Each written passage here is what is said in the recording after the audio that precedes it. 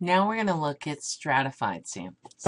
So sometimes it's just too difficult to do a simple random sample, which is the ideal. You want to take some from all in a stratified sample. So what does that mean, if some from all?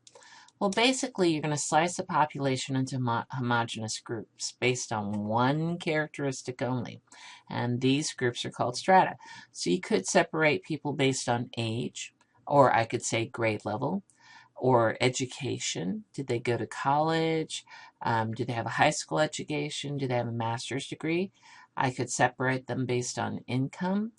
I could separate them based on location, and that's handy, like if you had a toxic spill in one area and you wanted to make sure that you got some spots closer to the spill and further away from the spill, but you still want some randomization, but you want to make sure you get some representation from these different distances. I could even go by which lunch, although I don't know that we would have something that would really specify. It could be a reason that A lunch might be different than B lunch and C and D lunch.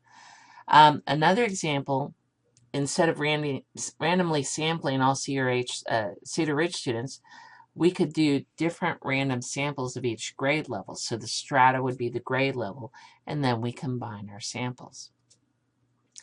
So stratified random sampling can reduce bias, and it can also reduce the variability of our results, because when we restrict by the strata, we actually are forcing the samples to look a little more like each other.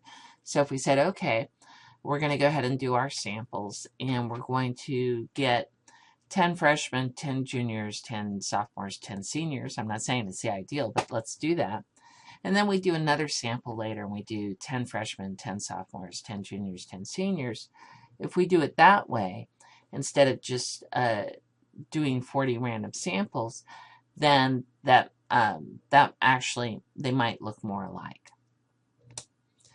So in our high-rise example, when he's doing the 600 apartments, one way he could do a stratified sample is randomly select 2 apartments on each floor.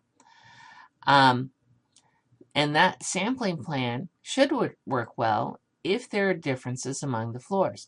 Now, and so that might help. So people up in the penthouse might have a very different opinion from people on the bottom floor.